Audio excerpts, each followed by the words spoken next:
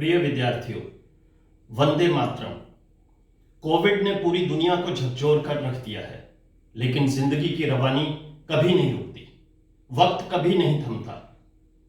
Covid के कारण आश्रम के विद्यार्थियों के अध्ययन में किसी प्रकार की बाधा ना उत्पन्न हो, इसलिए हमने आश्रम का ऑनलाइन प्लेटफॉर्म शुरू कर दिया है।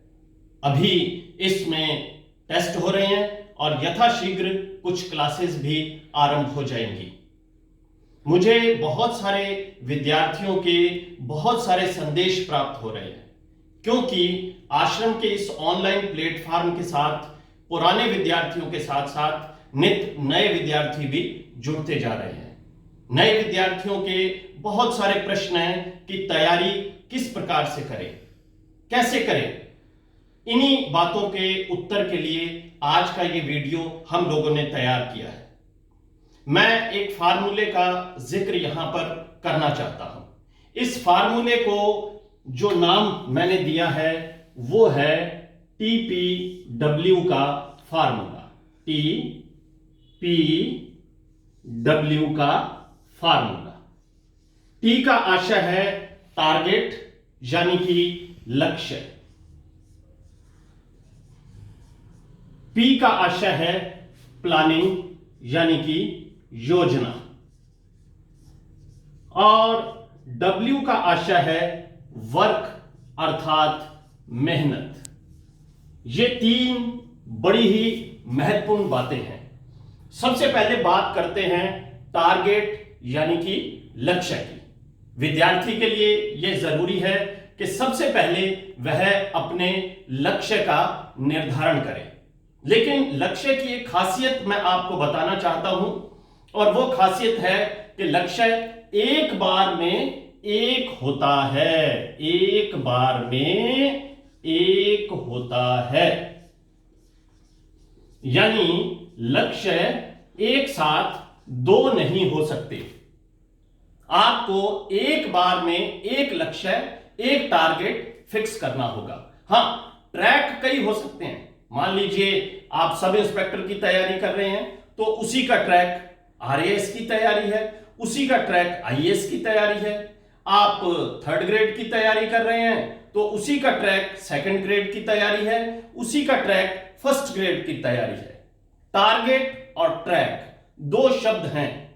आपको एक बार में एक ही टारगेट को फॉलो करना है। लक्ष्य निर्धारण में कुछ चीजों का ध्यान रखा जाता है, जिसमें सबसे पहली चीज है आपकी 10th और 12th की परसेंटेज, आपकी IQ, आपकी आर्थिक स्थिति, आपकी सामाजिक स्थिति, आपकी शारीरिक स्थिति। ये सब बातें हैं जो आपको ध्यान रखनी होती हैं। अब बात करेंगे योजना की। यह बड़ी महत्वपूर्ण बात है। मेरा यह मानना है कि योजना बनाना आपके टीचर का, आपके अध्यापक का, आपके उस्ताद का काम है, बच्चे का काम नहीं है। यानी कि योजना आप अपने गुरुजी को बनाने दीजिए। आश्रम में एक शेड्यूल हम लोग जारी करते हैं।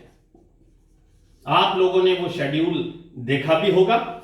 इस शेड्यूल में 14 दिन का, सामान्य तौर पर 14 दिन का एक प्लान रहता है कि 14 दिन बाद आपका एक बड़ा पेपर होगा। वो बड़ा पेपर उतने ही प्रश्नों का होता है जितना कि मुख्य परीक्षा में आपको देना होता है। जब आप परीक्षा भवन में नौकरी के लिए पेपर दे रहे होंगे, ठीक वैसा ही पेपर आपको हर 14 दिन बाद देना होगा। इस सारे के सारे 14 दिन के कार्यक्रम को हम 6 छोटे टुकड़ों में बांटते हैं, और छोटे छोटे पेपर भी एक दिन छोड़कर आयोजित करते हैं। तो आप समझ गए, 14 दिन बाद बड़ा पेपर और उसके बाद छोटा पेपर।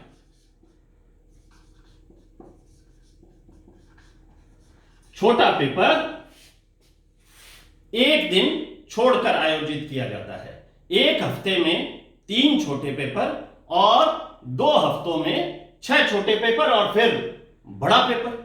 हर पेपर का एक रिजल्ट निकाला जाता है जिसमें आपकी रैंक भी निर्धारित की जाती है कि आप इस स्थान पर हैं। अब यहां पर बच्चों का यह प्रश्न उत्पन्न होता है कि वो कैसे करें। अभी तो हमने ज्वाइन किया है, अभी तो हमें बहुत सारी बातें पता ही नहीं है। जो हमारा पिछला काम रह गया उस काम को हम कैसे पूरा करेंगे, आगे की क्या योजना होगी।